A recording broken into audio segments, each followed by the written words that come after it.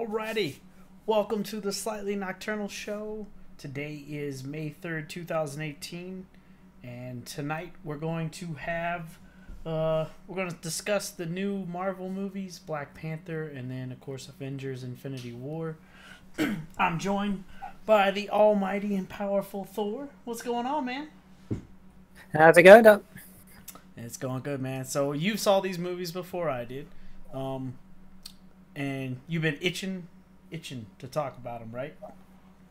I have. I saw them last week when they came out. Well, obviously not when Black Panther came out, when Infinity War came out. Came out with some very mixed emotions. I've had a bit of time to think. I have got all sorts of wild conspiracy theories going on in my head at the minute. We'll talk a bit about them later. Right. So, go ahead. No, you go. I was just gonna say, so Black Panther was great. It was a good movie. If I had to pick a better movie between the two, I'm gonna pick Black Panther right now. I know I'm gonna get some hate for that, but I think it's a better movie. They're both great movies. By no means do I think that Infinity War was a bad movie. I just enjoyed Black Panther more, which I was really surprised about because that's why I didn't go see it right off the bat.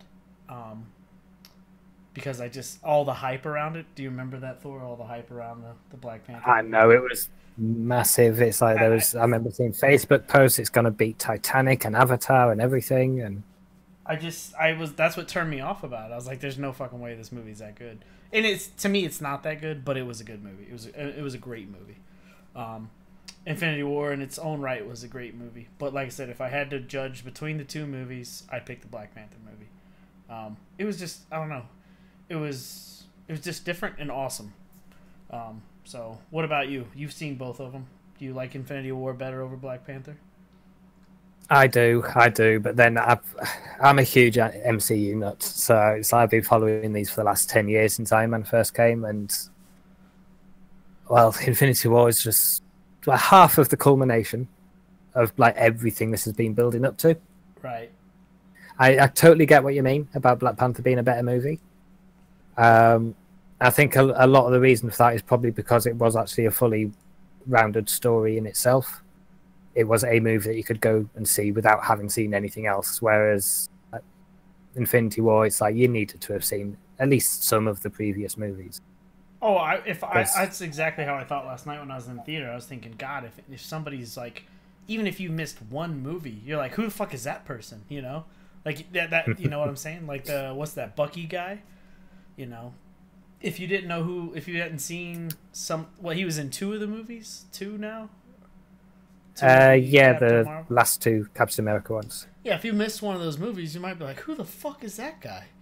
And I don't remember him being at what is that? What's the Black Panther place in Wakanda? Wakanda, yeah. I don't remember him being there. Like, so in spoiler alert, just let's get that out of the way. There's going to be all kinds of spoiler alerts. So yeah, and it's in the title of the video. So you've been warned. But so I was going to ask you about that. Was there something that said that that's where he was living? Was in Wakanda? Yes. At the end of Civil War, you remember him and Cap? Not him and Cap. Sorry, Cap and Iron Man have the massive fight over him. Right. And he loses his arm in that. And Black Panther is also there because Black Panther stops the bad guy outside from shooting himself. Yeah. And then he agrees to take Bucky with him because they've got medicine that can help get the brainwashing out of him and mend his arm and that kind of thing. Okay, yep. I do remember that now. So again, there's so many movies. What is there, 18 now? Is that 18 or 17 movies? That's 19 now with 19? Infinity War. Jesus. Yeah, I had this conversation the other day. It's like someone said they're going to watch all 17 of the previous movies, and it's like, I'm sure there's 18. It's like, and I was racking my brains for ages. It's like the 18th was Black Panther. There you go. And it's like, of course you can't rewatch that yet. It's not out on DVD yet. So let's just jump into the Black Panther movie. What what did you enjoy about that the most?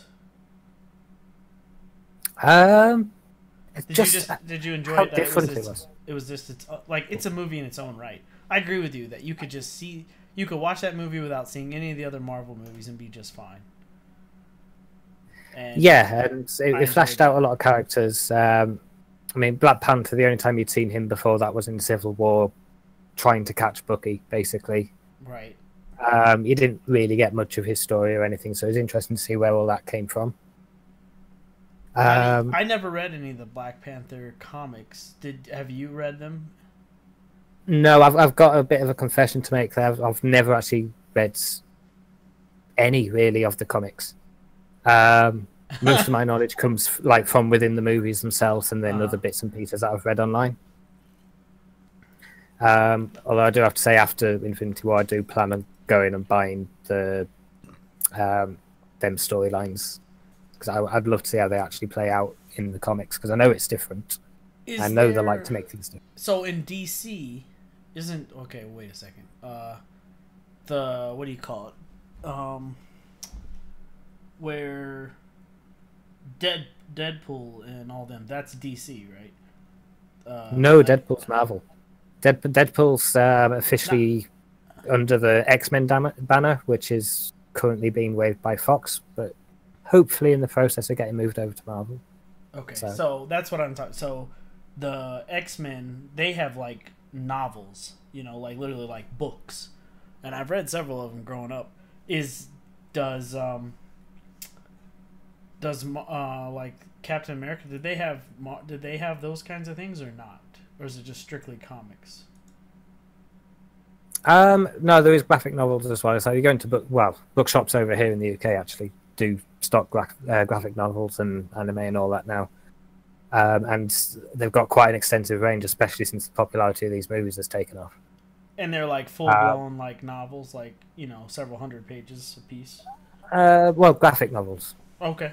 I'll be honest, I haven't actually looked to see if there's any novels. I don't. Well, I do read a lot, but I've got like certain things that I read, which isn't surprisingly comics. Right. Fair enough. Let's see. So, I liked Black Panther. I think it had a great story. Especially the villain in that movie, how he was like the villain from there. The young kid. How the process of him challenging the king, the Black Panther, and going through all that. I think it was kind of one of those things where you can guess how it's going to go, but I didn't know exactly all the details, and it was, even though I knew what was going to happen, that it still was like very satisfying to me.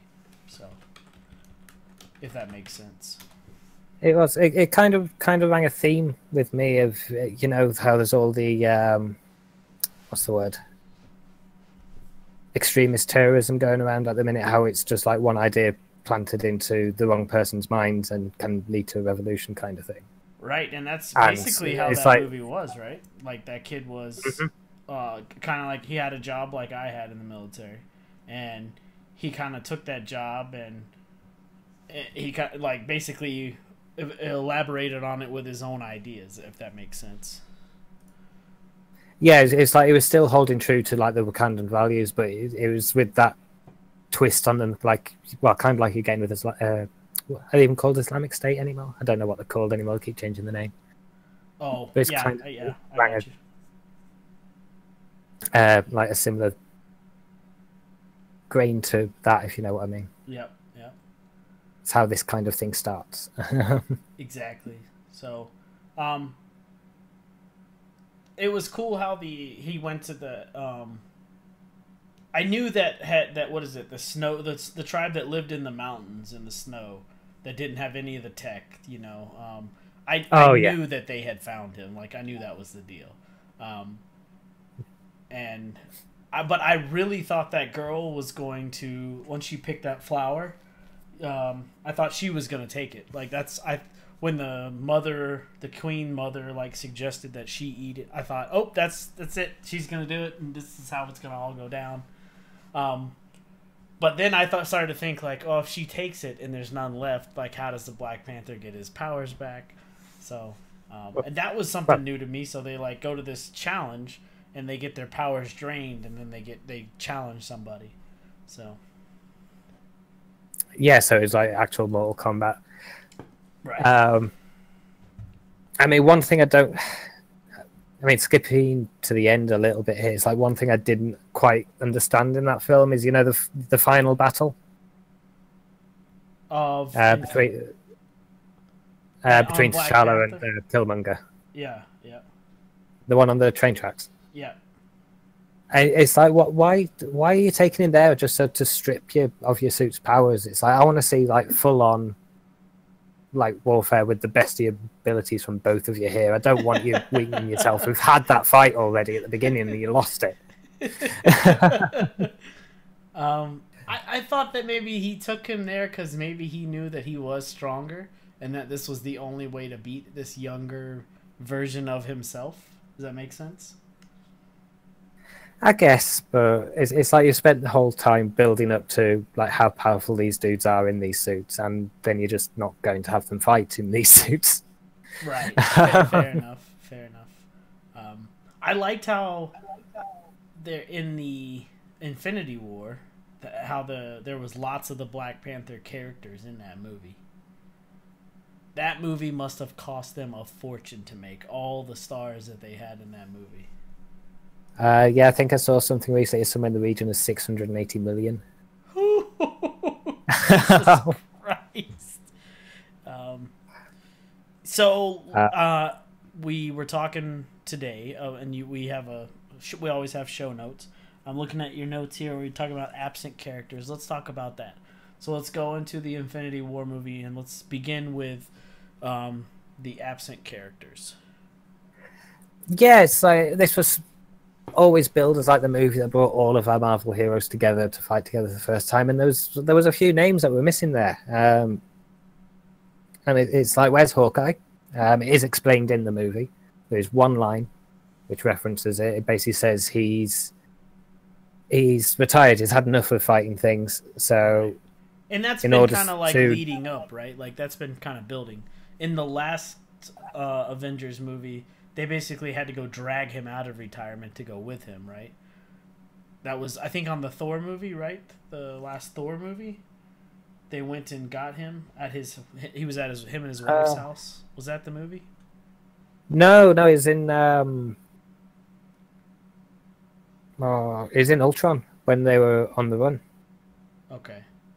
I swear they went to his house for, maybe, did they go hide at his house or something like that? Yeah, they went and hid out at his house when Ultron was busy taking over everything. And this was not our first, like, we had seen Thanos before. Is this our third time seeing him or only our second time seeing him? I don't know. I think it's more than that, but he's mainly been confined to like the post-credits sequences. Right. I think the only time he's ever actually appeared in the actual film was in Thor 2, The Dark World, when Ronan confronts him before they go and have their big battle. Okay. So Hawkeye wasn't in the movie because he's supposedly retired. Where was Ant-Man? He was mentioning exactly the same thing, because last time I think we saw them, they were on the raft in Civil War. They'd been captured because they didn't sign the Sokovia Accords, and they've basically agreed to stay in house arrest. Okay. So that's why they're not there. Although that does bring up another interesting point, is the last movie was all about these Sokovia Accords. It's like, we need to get NATO involved and have their permission to do anything, and then everyone just jumps in, and it's not even mentioned in this film. Right. I mean, I'm sure there probably was scenes shot and stuff. I mean, because it was a long movie. So it's probably something that was taken out. Will be on the DVD. Something like that. Because, I mean, they had a whole film about that, so they can't just forget about it. Yeah. Well, so when I saw the... Hey, Linz, how's it going? When I saw the movie, I saw a preview for Ant-Man and the Wasp. Have you seen that? I have. I'm very much looking forward to that. I loved the first Ant-Man film. Yeah, it was I good. think that was the first one, kind of the new Avengers that came out. If you know what I mean, the one that's not the original 6. Right, right. So Ant-Man and the Wasp is coming, and then they'll do another Black Panther movie. Oh yeah, it's made them too much money not to. So. Right, right. So let's finish talking about absent characters. So because I know you had a list, go ahead. Yeah, there's also a few missing from the Asgardian ship right at the beginning of the film. Again, not even mentioned this Korg and Meek. Do you remember them? No, I don't. They were in Ragnarok. They were the big stone guy and his little insecty friend with blades for arms. Yes, I do. They were like the comic relief. Yes. Yeah, they were hilarious, and all the fans loved them. And then again, just not even mentioned in this. Are they just assumed dead on the ship then? I don't think so. I mean, I was fairly sure all the Asgardians were dead to begin with. I mean, the ship blows up. You've got Thor floating around in space. It's not looking good for them. But it's like even later on in the film, Thor's saying that half of them have survived, right. and that's what Thanos has been right the way through all this. Yep, yep. He only kills half, yep. And I was wondering where they were, and they must have got off in shuttles or escape pods or something. I'm guessing Valkyrie, who's one of our other missing characters, also from Ragnarok. Yep. I'm guessing she's like leading the survivors, trying to find a new home, and probably got Korg and Meek with them. Or at least I hope so. We can't just not even have a death for them. They can't just disappear. Right, right.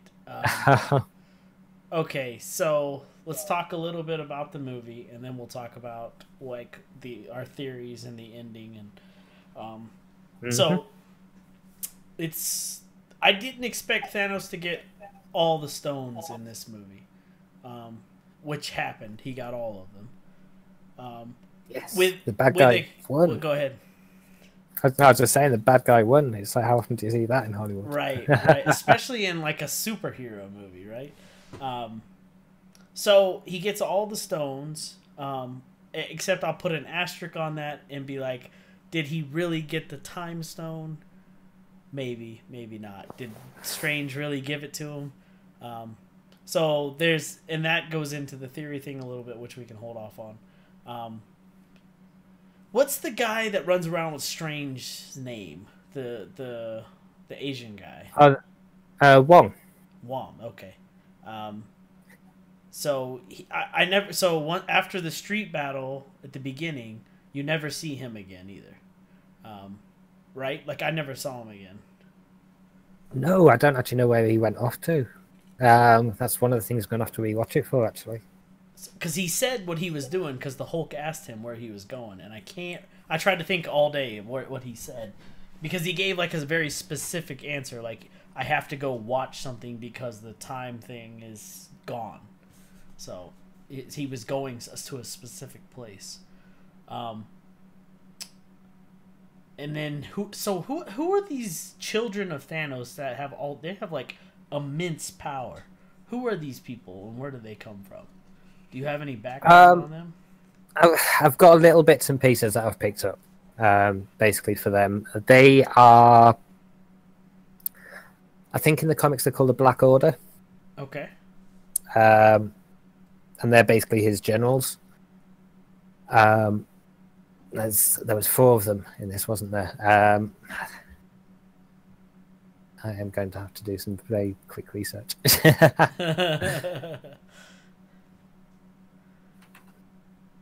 So and they were like crazy, stupid strong, like to the point where they were when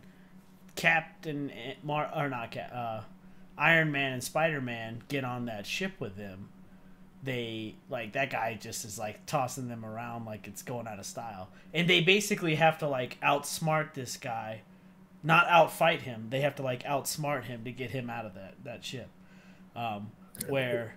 They pop a hole in the side of the ship and then he gets sucked out the side. So Don't forget the aliens reference. right.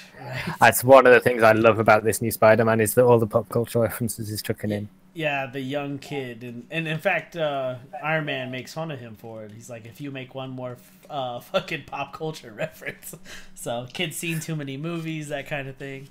So hey, it's saved them twice so far, though. That's right. That's right. Yeah. So, and then that the other cool thing is that all of a sudden these characters now, Iron Man has made these suits for these characters. So you're starting to see this evolution. The Hulk has one, and Spider-Man has one now, right? Both, just those two. Well, Banner has one. I wouldn't go as far as the Hulk has one. That isn't something. Oh, okay. So yeah, true enough. Entirely different from the comics, which I think we're going to see in the next movie, but I'll leave that till we get to that bit. But yeah, Spider-Man's got one. Obviously, he was offered it at the end of his film, actually, and he turned it down. Right. So, well, in that respect, I can't remember exactly where he got that from. You know what? He just kind of turned up with it, didn't he? He threw it on him. Remember, he's falling from the sky. Iron Man calls to like the base and says release number 23 or something like that. And okay. Remember, it's like a rocket shooting out of the sky, and Spider-Man falls on it and falls into the suit. Basically, that's how it happened. Right. Okay. I have not seen. Now that you say, I have not seen the new Spider-Man movie that's stars that kid. I have not seen it. Oh, you need to go see that. Okay, so I have not seen that. Because he has his own movie, right? Oh yes, he's got another one coming out as well. Obviously after the second part of this one. Right. Yeah. So yeah, I need to see that. I thought I was all caught up, but there we go. I have not seen that one. You will enjoy that one. That's an awesome film. I hope I do, because I enjoyed the what's his name? Tobey Maguire. The first one. The very first one that Toby was in was good. And then they kind of like trailed off, and then they did the reboot with that other kid. I did not enjoy those. So yeah, I hope this one's good.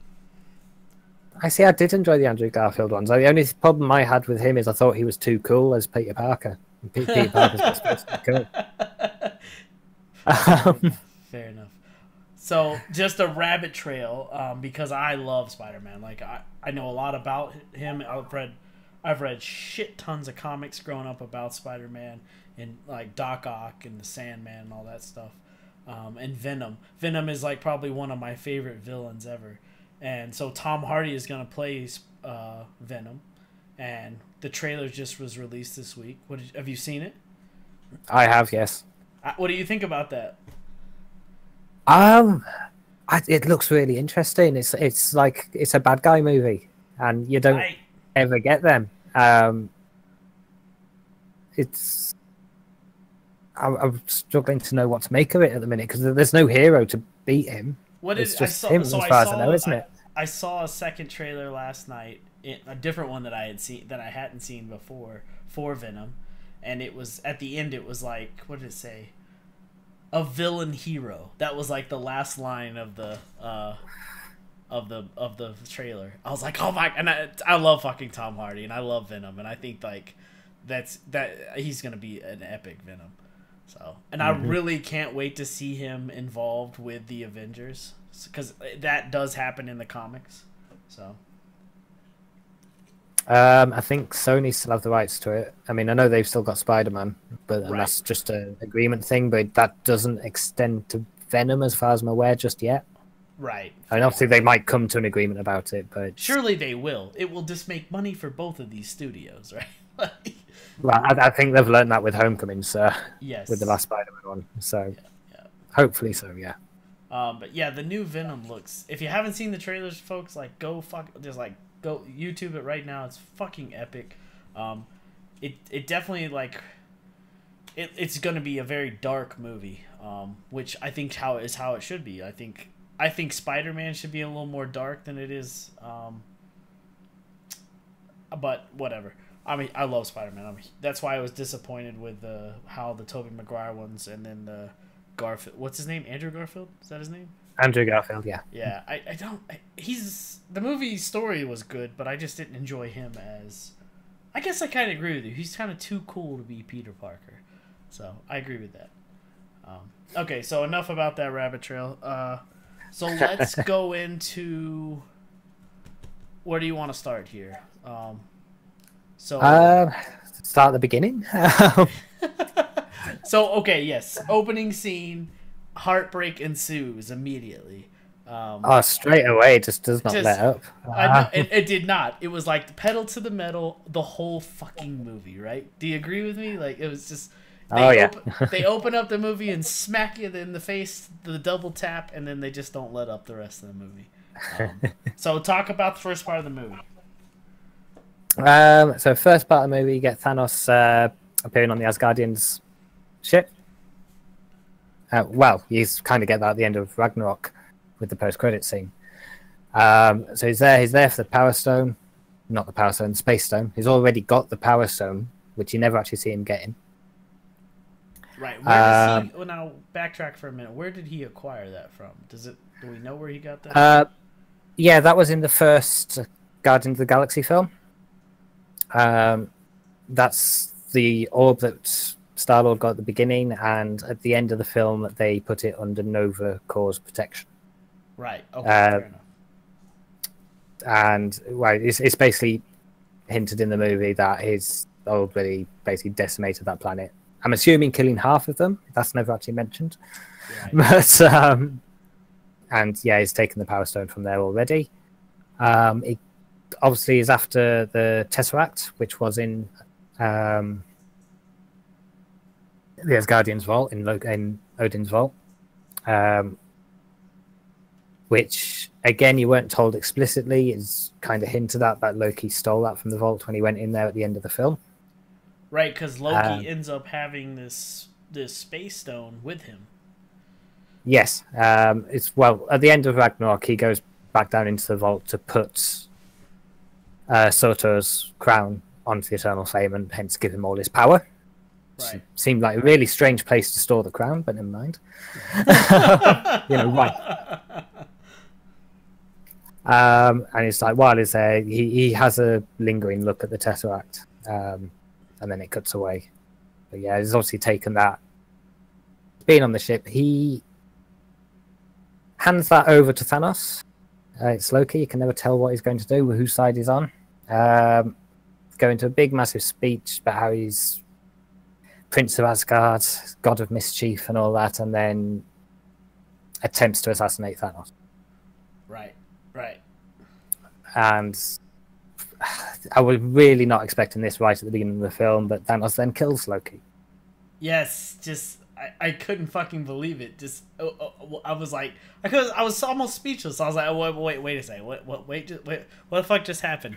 And I went and saw it with my girlfriend and her boy, who's 3 years old, and he looked at me and it was like literally in the theater. He's like, "Did he just die?" And I was like, "Oh, what? No, no, he can't be fucking dead, right?" Like, oh god, you didn't take a 3-year-old to this movie. Yes, I did. Yes, you've traumatized him. So he enjoyed the movie immensely. Oh, good. Yeah, then around about the same time, Heimdall dies. Right. That put to rest a lot of theories. There's a lot of theories before this came out that he was going to have the Soul Stone. Basically because he has the power to see every soul in the galaxy. I never kind of subscribed to that theory. I thought it was a bit too obvious. I think. Yeah, so he's like one of my favorite characters out of the Thor movies, and he kills him before he kills Loki, right? Yes. So obviously he's the first one to rush to Thor and everyone's defense. He's the guardian of Asgard, so right. So he dies. He gets Thanos stabs him. Well, he's mortally wounded. Mortally wounded. Yes, he's not quite dead yet. Because Loki got a line, which I've been hoping he got to say ever since he kind of nearly became a good guy.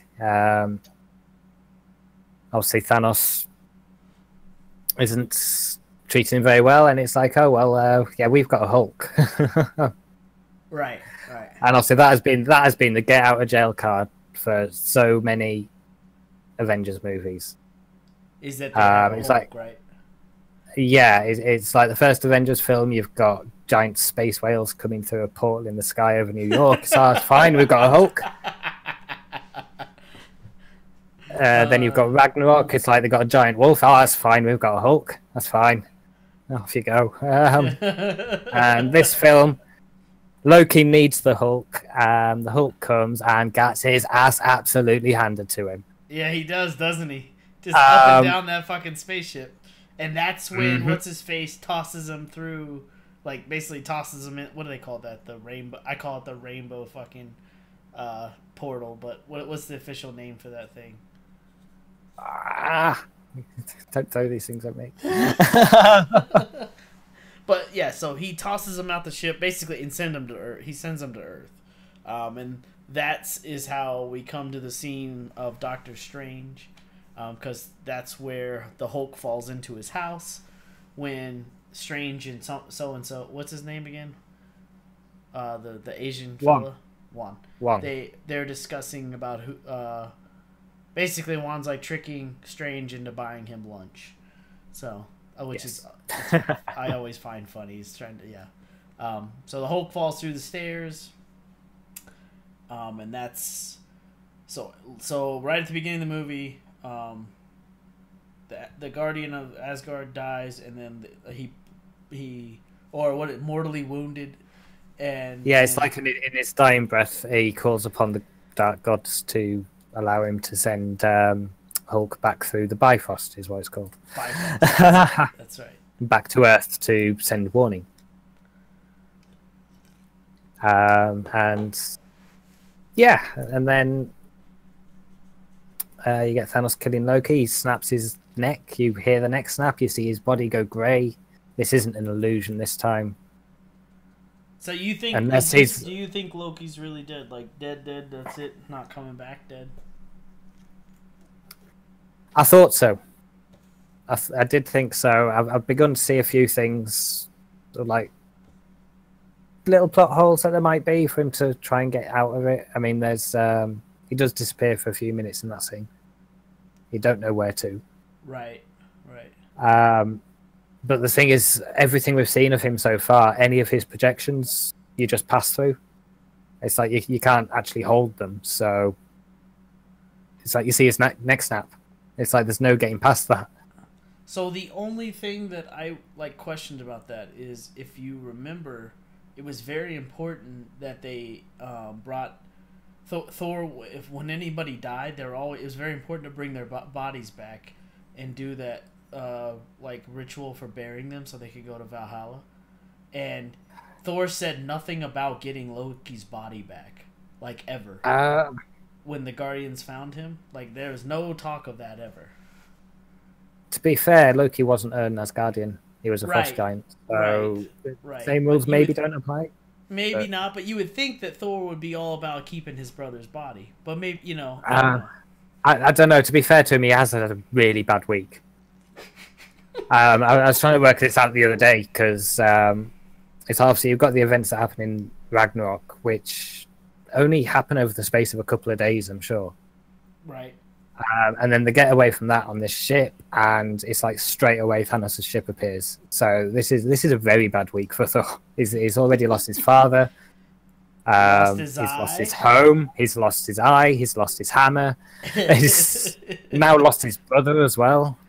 Yeah, Thor's just having a rough week, right?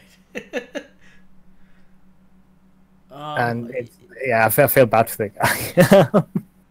And then he's just left drifting in space. So. Right. And I love how he calls what's his face the rabbit the whole movie. Oh, Rocket Raccoon, aye. Yes, he's just like, let's go, rabbit. I just like how he takes it as well. It's like you've all the way through the Guardians of the Galaxy films, you've got Star-Lord and them calling him Trash Panda all the time, they're not knowing what it means and still getting offended slightly by it. Yeah. And then this other dude turns up and just starts calling him a rabbit. It's like, do you know what a rabbit is? Or are you just assuming it's like something good? Or what? Yeah. Yeah. So yeah, opening scene. A lot of people die. A lot of people die, yep. 2 very confirmed deaths in Heimdall and Loki. And yeah, that leaves that. So then you've got Hulk falling to Earth. We've gone through that. You've got Iron Man and Pepper having a nice jog in the park. Actually, their relationship is really confusing because I'm pretty sure last time Iron Man was in the film, they weren't speaking. They were on a split. And then what's his face is talking about a dream where they have kids together now. Yeah, getting married and everything, but and that's probably just setting him up for a very hard fall. But yeah, he's kind of got everything to live for, and then Hulk dropped out the sky on him. So kind of put bait to all that. Right, so Banner falls, talks to Strange, tells him what's going on. Strange and Banner in turn go get Iron Man and tell him what's going on. And this is the first time that we see Strange and Iron Man meet. It is, and I was very disappointed that there wasn't a certain line in there. What line was that? It's one. It's been all over social media, like for the past 6 months, which can kind of understand why they didn't put it in. But it's like after they put the Make-A-Wish Foundation kids line into Thor Ragnarok, I thought they might have done it. It was because both Benedict Cumberbatch and Robert Downey Jr. both played Sherlock Holmes. Obviously, one in TV, one in film. So there just needed to be a line in there where someone said "No shit, Sherlock." It's like if they could have got Martin Freeman's character to do it, that would have just been epic because obviously he's Dr. Watson in the TV show as well. Right, so. right. I feel like that was a missed opportunity. I mean, everyone was expecting it, so maybe not a missed opportunity, but it would have been nice to see. And maybe we'll get it in the next movie. So maybe. To be honest, there's a few things that we're missing from this that I'm hoping are in the next one. Yeah, fair enough. So Strange, Banner, and Iron Man, then 2 of the Thanos' children come down to Earth to get the stone, the Time Stone, and a big battle inside. In that town ensues, and Banner has trouble getting the Hulk to come out. He can't get him to come out. Yeah, he's got a little bit of a problem there. It's kind of hilarious. He's like, he'll like go into it, and the Hulk like tells him no and goes away. What do you think about that? What are your thoughts on that? I think the Hulk is just shit scared. I mean, in Ragnarok, he's spent a few years as the Hulk. He's obviously gained some intelligence. He starts speaking, and obviously with intelligence comes fear. Right. And at the beginning, it's like everything before that, he's been all powerful, nothing can beat him, kind of thing. And then Thanos kicks his ass, and he's scared now. He knows he can be beaten. And I think that's a lot to do with why he won't come out. I think where that's leading, actually, is to what you mentioned earlier, actually, the Hulk and the Hulkbuster armor. Because obviously we saw Banner in that armor during the Wakandan fight. Right. And still Hulk failed to come out, because that's what I was hoping to see there. I was hoping we're going to get into that battle. Banner's going to be in this Hulkbuster armor, and he's going to start getting overwhelmed, and then Hulk is going to burst out of the Hulkbuster armor. That did not. No, that never happened. That never happened either. That did not happen, and that would have been cool. So my theory for where that's going is, my Banner's obviously got the Hulkbuster. There's obviously conversation going on between them, because he's like, get out here, and Hulk's like, no, I'm not coming. Yeah, because he's like talking to him in that Hulkbuster suit, and he's like, he's like saying, like, me and you we've got to discuss this, we've got to get this Yeah. together. So I think what Banner's going to do is actually end up building Hulk a suit of armor similar to the Hulkbuster stuff. Just obviously the right size to accommodate the Hulk in it, rather than just him. I think if this, I don't know if this was I think this was like how it went. I think that eventually that I knew that this was going to happen at some point where the Hulk was going to like not start. He starts to show up less and less, and I knew it was after him and Thor fought in that arena in Ragnarok in the comics. You start to see the Hulk less and less, and you start to see Banner more and more. But it's Banner in this suit that Iron Man has built him. I think I know what triggers the Hulk to come back out. And it's I think in the comics, and this will be in the next movie if it happens this way. I think that what's her face? Scarlett Johansson's character, the one that the Banner's in love with. Oh yeah. I think Thanos either is going to kill her or does kill her, or is about to, and that's what brings the Hulk back out. So if I remember right, I could be 100% wrong, but no, that actually sounds very plausible for me. So I'll take that. Well, it was like they were trying all sorts of things to get the Hulk out, and then in the comics, of course, Iron Man makes some kind of cheeky comment about, basically, it's a woman that'll do it, gets the Hulk back out. But yeah, I think that's the deal. So if I remember correctly, and then okay. So go ahead. Yeah, then we cut across the whole romantic interest thing between Vision and Scarlet Witch. Right. Now that bit there, I don't know if that needed to be in the movie.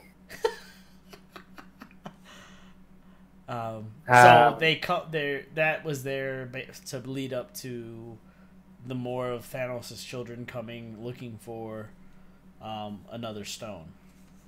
Well, the Mind Stone, which is in Vision's head. So. Right. Yeah, luckily, Cap, Black Widow, and who else is it? Can't even remember. The guy that. Who else is with them? Falcon, is it? The dude that flies around, Yeah, Falcon. So. Yeah, they turn up and save the day. Luckily. Yep. So. I don't. Do you not like the love interest between those two? It just seems to be there for love interest's sake, if you know what I mean. Yeah, that's fair enough. That's fair. I just didn't think it needed to be there. I mean, and I know it leads up to the whole of her having to sacrifice him thing. Right. But it's like, bear in mind, last time you saw these two, it's like she used her powers to drive him however many miles underground so she could escape with Hawkeye. Right. And that's like one of the last times you see them, and it's like, and suddenly they're just off on the jollies in Scotland. So back one more scene. Banner finds Iron Man's cell phone after Iron Man and Spider-Man are in space. Banner calls Steve Rogers, and that was about to happen before all the rest of the shit happened. They were trying to convince after Strange tells Iron Man what's going on. They're all trying to convince him to call Steve Rogers, and they're like, Banner has no idea what's been going on. He was not there for Civil War. He was up on that planet in that arena fighting as the Hulk for years. So he has no idea that Captain America and Iron Man have had this big falling out. So yeah, it looks like Banner. That's when Banner found Iron Man's cell phone and gives old Steve Rogers a phone call. So yeah, obviously bringing them all together. I think that's everyone now. Doc Strange is up on the ship. He's been kidnapped, hasn't he? Iron Man and Spider-Man have followed him. Right, right. They're doing that. Is that when they go to Wakanda? They go to... No, they go to Wakanda when they finally find Captain America, because they said they need... They're talking about weapons, and that's when they go. And yes, they're like, "Oh, I know where I know where some weapons are, where to get them," and they get in the ship and go. Yes, that's right. So let's skip forward a little bit to. So Thor gets found by the Guardians of the Galaxy. He gets on board with them. Thor then probably one of the best scenes in the film. Right, it was pretty good. Thor's like, "Who the fuck are you?" And they're like, "Who the fuck are you?" And then you just got Drax in the middle. So don't call him dude. You are a dude. This is a man. Like, I'm a man. It's like right. Star-Lord acting up. Right. Yeah, Star-Lord starts dropping his voice. He gets very insecure. It's very funny. Yeah. He's on the table. He's like, no, he's like, you're a, what does he say? You're a boy and this is a man. That's fucking hilarious. Mm-hmm. Thor wakes up and Thor and Raccoon Rocket and Groot go looking for, who do they go looking for? They go after Stone? What's his name? No, they go and get Thor a new hammer. Oh, so they're going to see the dwarf. Yes, they're off to see the dwarf. The dwarf that is bigger than everybody else. Which, it's funny, it's ironic about this dwarf. So, the guy that plays the dwarf is the same guy who plays a dwarf in Game of Thrones, who is the smallest person on that show, who in this show is playing a dwarf as well, but is by far larger than most people in the show, in this movies. Yeah, it's like 20 feet tall or something, right, isn't it? It's very ironic. Groot and Raccoon Rocket go with Thor to get a new hammer, and the rest of them go looking for what's the stone that what's-her-face knows where it is. The Soul Stone. The Soul Stone. But won't tell anyone else where it is, because then they can tell it, and then... Right. So Thor gets a new axe/hammer. That's a very cool scene there, how that all happens. And how Groot's involved in that. Groot actually has a very meaningful scene now in this movie. And he's like a teenager in this movie too. So he's like a bratty teenager. They're constantly telling him to put. He's like playing this old Atari handheld game, and everybody's screaming at him about it all the time. And I guess he's swearing like a sailor, and you find out that Thor speaks Groot, and that's kind of cool. So, yeah. Yeah, I love that entire scene. It was just a good the whole making of the hammer. So a lot of people didn't like it from what I've seen. They felt it was too long and went on. And it was like, no, it's an epic thing. He is forging another weapon like Mjolnir.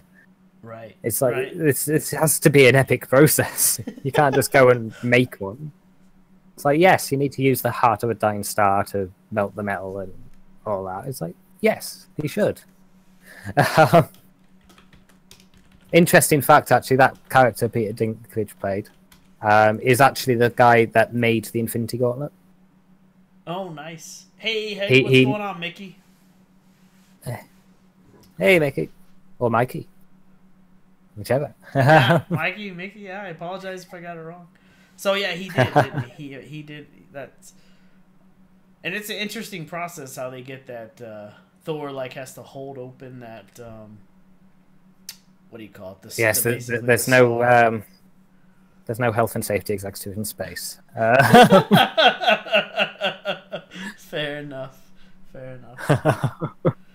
So they do that. The Guardians of the Galaxy end up going to seeing Thanos. Thanos, he kidnaps what's her face? I get all these Gamora. names. Gamora. Yes, they where they go. It's actually the Collector's Vault, which is where the Aether is, which is from Thor: Dark World. Right. So that's another stone. That's the Reality Stone.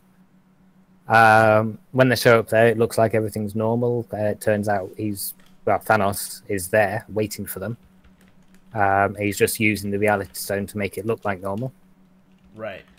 And that all fades away.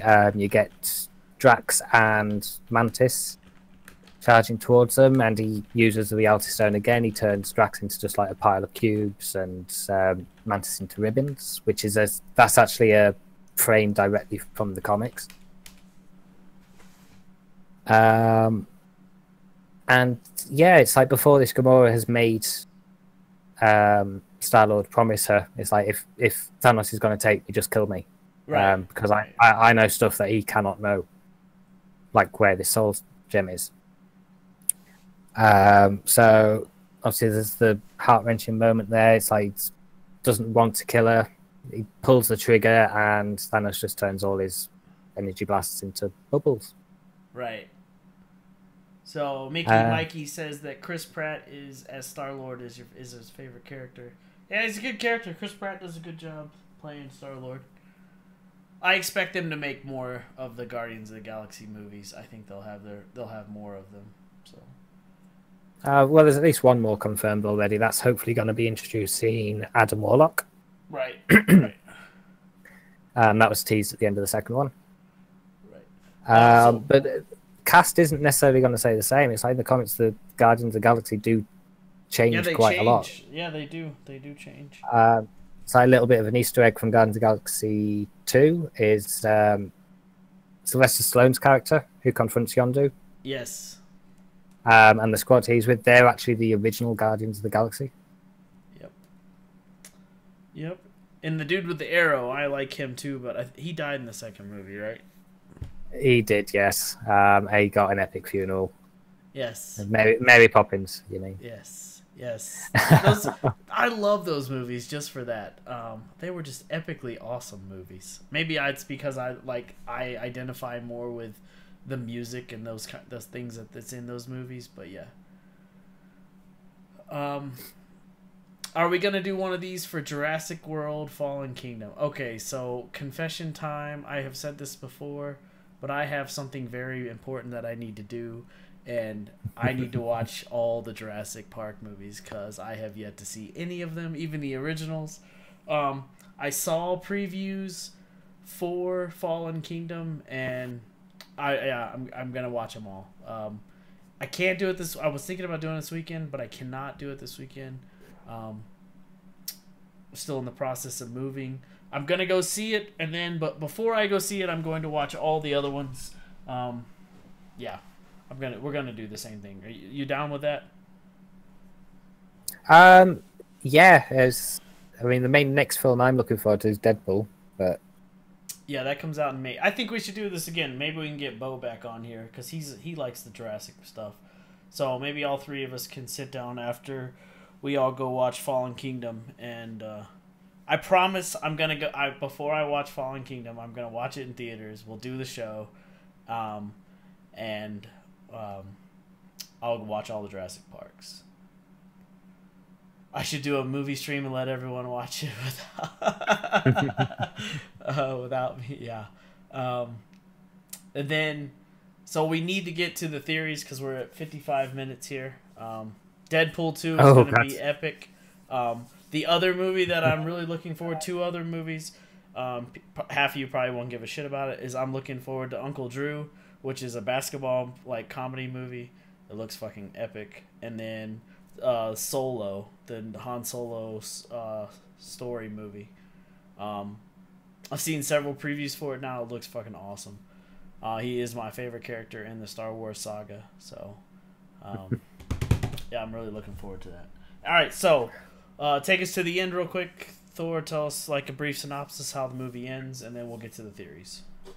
Right. Okay. So, Major's hammer. You get.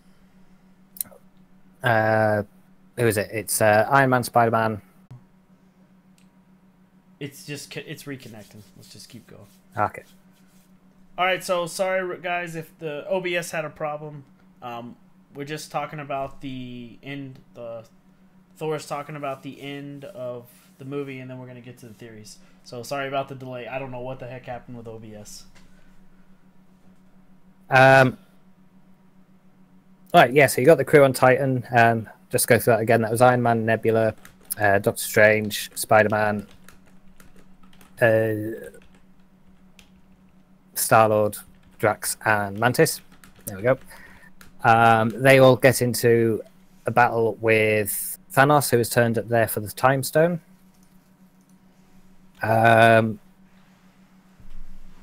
Before this, you get a little cutscene where you see Doctor Strange looking through, what was it, 14,605 possible outcomes of how this was going to go. And he saw one way in which they can win. Then Thanos appears, they have the fight. They very, very nearly get the gauntlet off of Thanos. You've got Mantis like on his head, putting him to sleep like he did with Ego. Yeah, Spider-Man about rips the damn thing off his hands, that's right. Yeah, Spider-Man's got the glove. Yeah, you've got... what's everyone else doing, actually? What's Drax doing there? Is he holding the leg or something? So everybody's got like an angle, basically, and then Star-Lord gets mad at him because he figures out that Thanos has killed Gamora. So... yeah. And he gets mad and punches Thanos, wakes him up, and everything goes ship-shaped. Which I came out of the movie blaming Star-Lord for this. You know that. Absolutely. I think a lot of people. It's completely within character for him to do it. I mean, just if you look at Guardians of the Galaxy 2, when he finds out that Ego gave his mom cancer, right? He has exactly the same reaction there. So it's completely within character for it. And as I say, I came out angry at him, and then I thought back, and you've just had Doctor Strange saying there's only one way this can go our way, and that must be part of it. So, yeah, after that is you've got Thanos about to kill Tony Stark, and Doctor Strange just hands over the Time Stone. He gets it out of whatever pocket dimension it's been in, and just hands it over. Hands it over. Fucking A. So it's almost to the point where it's unbelievable, because prior in the movie, Strange tells Tony Stark, he says, no matter fucking what, I'm not giving up this Time Stone for you or the kid. He like tells him that to his face. And based on that is my theories. But let's finish up the movie. Yeah, so he gets his Time Stone. He basically teleports straight out of there. He doesn't harm anyone else. And this leads on to something else with Thanos, I believe.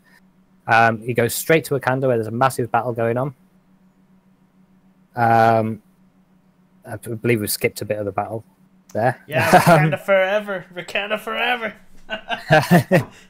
I was a little bit annoyed that there was some things from the Black Panther film actually that were missing from this. There was no rhinos. It's like they were built up so much. Was it? Oh, there wasn't any. There wasn't any. That's no, right. There wasn't at all. It's like he's just been breeding these. It's like me with my bloody raptors on that. Too much arc, my friend. Too much arc. Yeah. I know the feeling. But yeah, of course that guy wouldn't break his rhinos out for this fight. Of course he wouldn't. I mean, I suppose when you've got that much CGI going on, you don't really want to add any extra into it. But still. Right. I think the entire way they went about that battle was wrong. It's like they opened up a section of the shield to create a bottleneck. Right. And then charged towards the bottleneck. And it's like, well, no, you stand your ground and shoot at the bottleneck. I mean, apart from anything, you've got this shield that you can turn off and on at will. It's like, we'll just turn the whole thing off and then turn it back on half a second later. When they're all in. It's like, right? Yeah, it's like you've already seen them fighting to get through the shield and cutting themselves in half doing it. It's like, just put it on a really high frequency, just mince everyone that comes through. That's Fair enough. And then a bit later, the tanks turn up, just come under the ground, straight under the shields. It's like, well, why didn't the bad guys lead with that? Yeah. It's like, why waste however many that you have going at the shields when you could have just gone straight under them? And then you've got Vision. Obviously, he's got the Mind Stone. He's up in the Wakandan city with Shuri, who's Black Panther's little tech genius sister. Basically trying to separate the Mind Stone from him. So Wanda, whose powers stem from the Mind Stone, can use her power to destroy it. Right. And the only reason they're trying to separate it is so that he can live without this thing. So. Yes, because it's like they've had the discussion. It's like when they created him is a mix of Ultron and the Mind Stone and Banner and Stark, kind of all mooshed into one. It's like you should be able to get rid of one part of that and leave the other three. Right. That's what they're trying to do. Then, for whatever reason, Wanda has to leave. She's up there protecting them, ready to destroy the stone as soon as they possibly can, basically. She comes down, joins the battle, just completely destroys everything. And you've got the Wakandan general. It's like, why has she been up in that tower? It's like, why hasn't she been here if she can do that? Yeah, fair enough. Yeah, fair enough. And then one of the Black Order gets into the tower, and Vision has to get out of there and come and join the fight himself. And that's when Thanos appears. You get this epic moment when Scarlet Witch is holding Thanos back with her magic at the same time as trying to destroy the Mind Stone. Right. And it's like, you've kind of got to wonder what would happen if she just like concentrated on Thanos, say. She seems to be like a super powerful individual that we just haven't seen a lot from. So she hasn't realized her powers yet. I think that's the point of this, because I think that's where we'll get into later films later. Yeah, but it's like while she's doing that, she does it. She destroys the Soul Gem and Vision, unfortunately, in the process. Yeah. I don't know about you, but there was a bit of a cheer in my cinema when that happened, despite the fact we just killed one of the characters. It was a bit weird. That did not happen here. Didn't it? No. Okay. Must just be a spritz that are a bit masochistic or whatever the word is. Sadistic. That's funny. I was kind of happy. Like, it's, you know, he is one of my favorite actors, though. I love him. He's been in some really good movies. The guy who's this Vision? Yes. Yeah. But yeah, and then Thanos uses the time stone, rewinds time 5 minutes, so he's alive, and then just kills him and takes his stone. Right. Then Thor appears. Yes, Thor does appear with his new fucking axe. Yes, the only thing that I was missing from that was, you remember in Ragnarok when he appeared with his lightning and you got the Led Zeppelin playing? Yeah. And that was just an epic scene. It's like that needed some music on it. And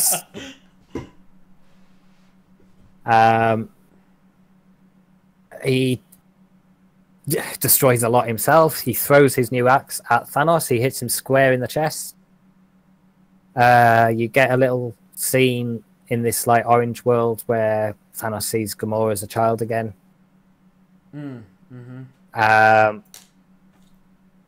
Get a little bit of dialogue. It's like, did you do it then? It's like, yeah. It's like, was it worth it? Sorry, no, what did it cost? It was like everything. Then he wakes up again, tells Thor that he should have aimed for the head, and then he snaps his fingers. It's been all the way through, it's been teased that that's what he's going to do, and he just fucking does it. Yep. And teleports his ass out of there. And then, of course, you get the gut-wrenching scene where, well, no easy way to say it, just every fucker dies. Everyone dies. Everyone dies. Like, well, Strange, Star-Lord, they're all they disappear. Spider-Man, they like turn into dust. Yeah, Spider-Man gets the most heartbreaking scene. He gets the most epic death scene. He gets to die in Tony's arms. Apparently, that was all improvised. Oh, what I've been reading today. Shit. Yeah. My girlfriend absolutely not loved. I think that's probably the wrong word for it, but that death scene because it's very similar to her favorite Doctor Who's regeneration. Oh, okay. When David Tennant regenerated, his last lines were, "I don't want to go." Oh. And okay. Yeah. Yeah, that's what Spider-Man was saying. Did you feel his death was a lot worse than everyone else's? Yes, I did. It was horrible, wasn't it? Well, I think too because Tony is the one who went and got him, right? In that how that went in these movies. Tony went to his house and like basically we're offline again. Jesus, again. Mm-hmm. I wonder if my girlfriend's doing something on the internet somewhere. It's coming back up now. Here we go. So we're back. It's not again. It's not liking us going over this 1 hour bit.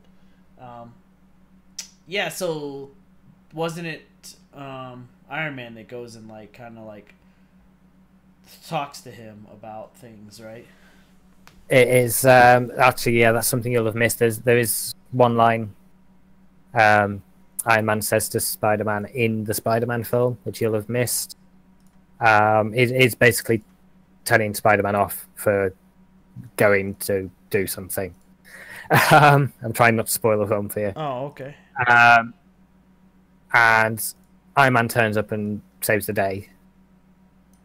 And basically demands his suit back, and it's a case of, it's like, look, if you go out there and get yourself killed, that's on me. I feel responsible for that.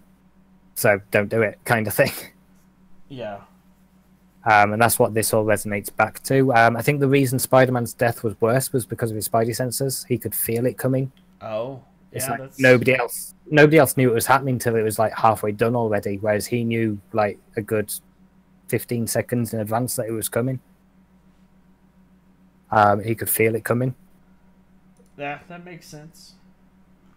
And then he cut back to Earth. You get... I think it's just going to be easy to go through who's left, to be honest. Yeah, that's fine. I've lost my notes. Where have my notes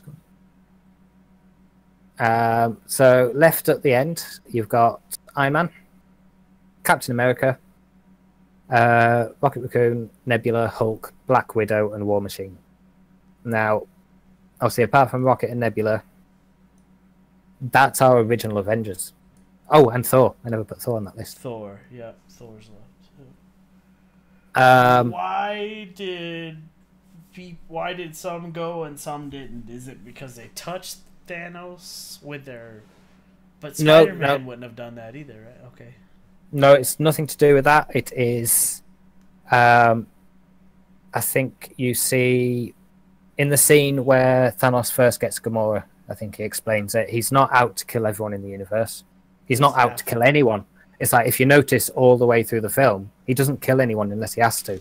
Right. It's like, if he can just get what he wants and like teleport out of there, he'll do that. He doesn't want to go and kill someone. All he wants to do is balance the universe. Basically, there's too many people and there's not enough resources. So the solution to that is get rid of some of the people. And what he proposes is just kill half people. It's not discriminatory. It doesn't matter if you're rich. It doesn't matter if you're poor. It doesn't matter if you've got superpowers. It doesn't matter anything. Just literally at random, half of everyone dies. And so that's why not everybody dies. Because I mean, if he's malevolent, I can't say that word. You know what I mean? Yes. He would have killed all the superheroes, but he didn't. He didn't pick anybody. He just snapped his fingers, and at random, half of everything dies. Yeah, so we're left with the original six. I've got some theories of what's going to happen, how we're going to fix all this. All right, let's get to them. Right, my main one. I haven't seen this spouted anywhere. So I've looks at things on the internet. I'm members of groups on Facebook, and you've got lots of people sharing different theories of what's going to happen. And I haven't seen this one anywhere. I've got a theory where the big bad of Avengers 4 is actually going to be Iron Man. Now the reason I think this, in the comics, after the Infinity Gauntlet stuff, Nebula actually steals it from Thanos, undoes everything that he's done, and then basically goes off on a mad spree of her own. And then Thanos actually joins the Avengers to stop her. Now we know for the films, they like changing things. Right. They're not going to just follow the comic book storyline, because then what's the point of going to see the film? And I think we've got Iron Man there.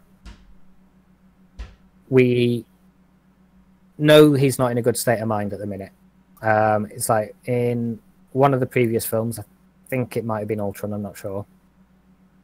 He actually says, it's like, we might not be able to save the world, but you can be damn well sure we'll avenge it.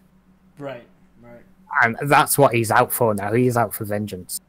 On top of that, you've got this kid that he was responsible for getting into this, has just died in his arms with, as I've already said, the most gut-wrenching death I think I've seen in anything, really, to be honest. Yeah.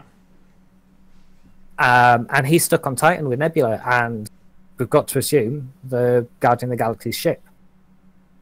So I think he's going to team up with Nebula, go off in the Milano, go off to go and find Thanos. And I think he's going to be the one that ends up with the Infinity Gauntlet. And I don't think he's going to have any bad intentions, the same as I don't believe that Thanos had bad intentions. He was just doing what he thought was the right thing to do, and he thought he was the only person with the will to actually go through with it. So he took the responsibility of doing it.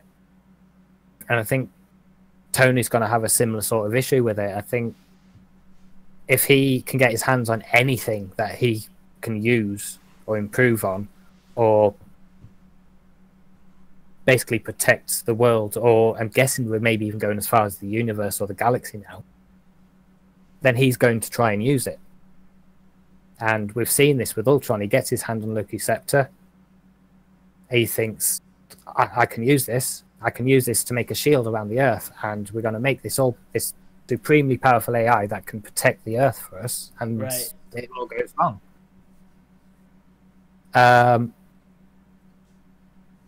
Now, some of this we're starting to get into what we know of, like actors' contracts are coming to an end and things like that.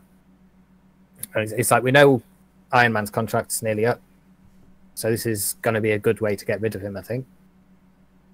We know Cap's contract is nearly up, and we've already had the fight in Civil War where, let's be honest, Captain America could have killed Iron Man if he wanted to, but he didn't. Yep. And I think this is going to take it one stage further. They're going to have to relive that fight, and I think Cap's going to have to kill Iron Man. Probably getting badly hurt him, or at least, well, killed or badly hurt himself. Right, right. I mean, as I say, I've got a couple of theories. These could all be wrong. They could all be right. They could part be right. I don't know. One of the other things is, where have these people gone? Are they just dead? Or have they gone somewhere? My personal theory for that is that all their souls are trapped in stone. Yeah, that's a good theory. Yeah, I like that theory. Well, you see, when Thor, I believe, actually killed Thanos with that axe strike, he went into the Soul Gem, and that's that like orangey world where we saw Gamora was. And then he was resurrected from that to go through the snap. And I think we're going to find all of our lost heroes, all the Spider-Man, the Doctor Strange, and everything there. Doctor Strange being the important one, because he's the one with experience of other realms, and he's already seen the future, so he knows where they are. Right. Because the idea of the Soul World, which is in the comics, it's what is inside the Soul Stone. What was Strange's last words? What were they? We're in the end game now. Right. Okay. That's right. So yeah, I think he's going to know that he's in the soul world, and the purpose of the soul world, just this is what I've gathered from reading online and as it is in the comics, is it traps souls, and the soul world is there to keep them content. You know, kind of like the Matrix was. So I think a lot of the people that died are just going to be in this world and content because they don't know any different. I think because Doctor Strange has already seen the future and knows that he's going to end up in the soul world, he's going to know that he's in the soul world. He's going to end up gathering up all the heroes who we've just seen die in a bid to escape from the Soul Stone. I think this nicely sets up for our next phase of movies, because we are increasingly going into the more cosmic and mystical with these films. And right. I think we increasingly we are setting Doctor Strange up to take Tony Stark's place as the head of the Avengers. So I think this is going to be the start of it, because he has got all of the new Avengers basically in there with him. He does have them all. So literally rounding them up and leading them in the battle to escape from the Soul Stone sounds like something to set someone up as the leader of the Avengers. Fair enough. I don't like the idea of Captain America and Iron Man not being in these movies anymore. I know it's eventually got to end, and it's just how it's gonna be. But I hate to fucking think that way. So, you know, it's like these motherfuckers killed all my childhood heroes, asshole. So,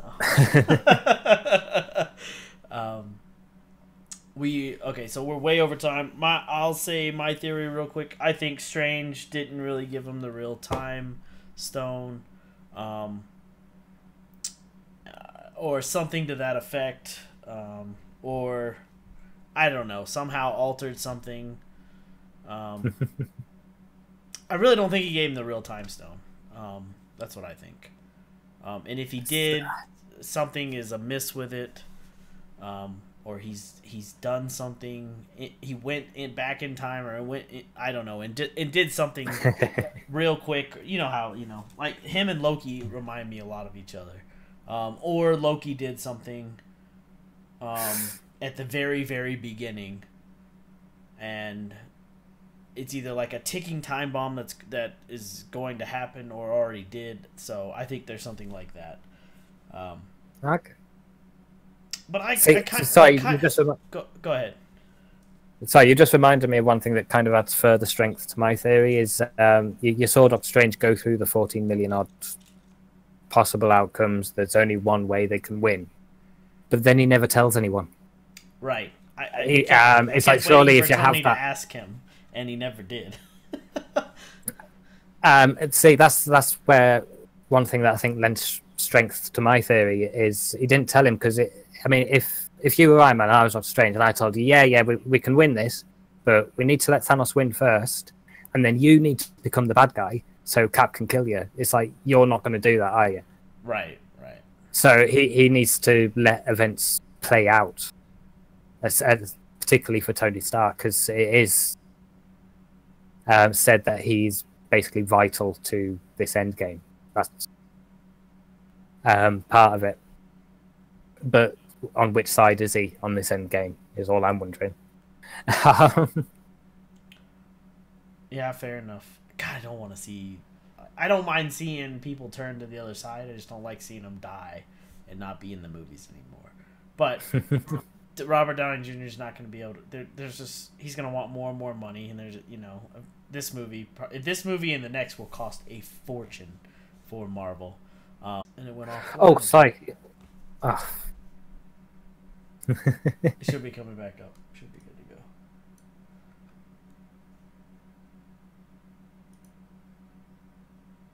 Okay, we're good. Do that? Okay. Yeah.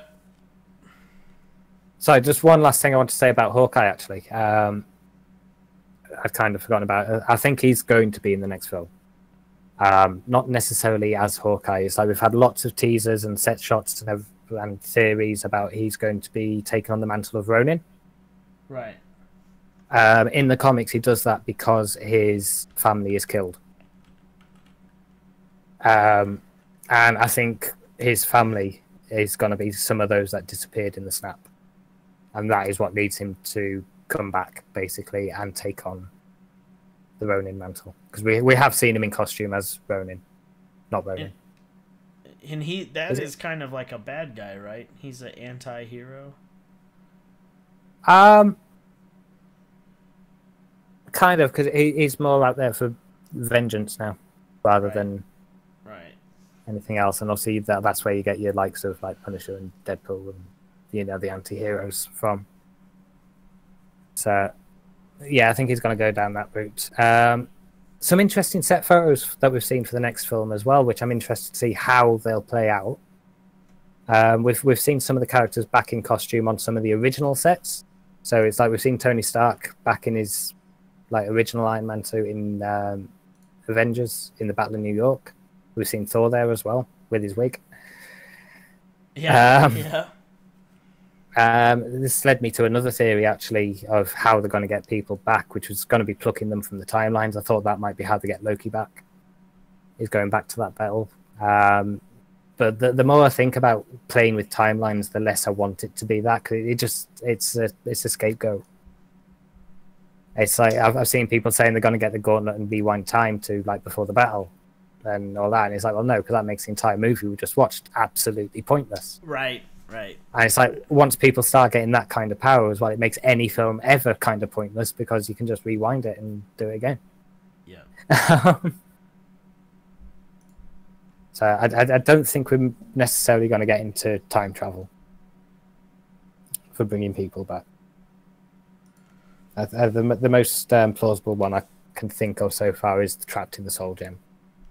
Could be. That's a good theory too. That's a very plausible theory. So, well, folks, we got to wrap it up.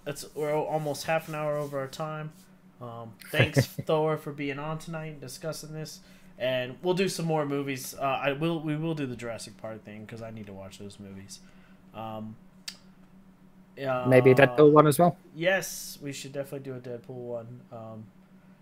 Because I love those movies, and I'm really looking forward to the new one. Let's see what else. If you want, it's got Thanos in it.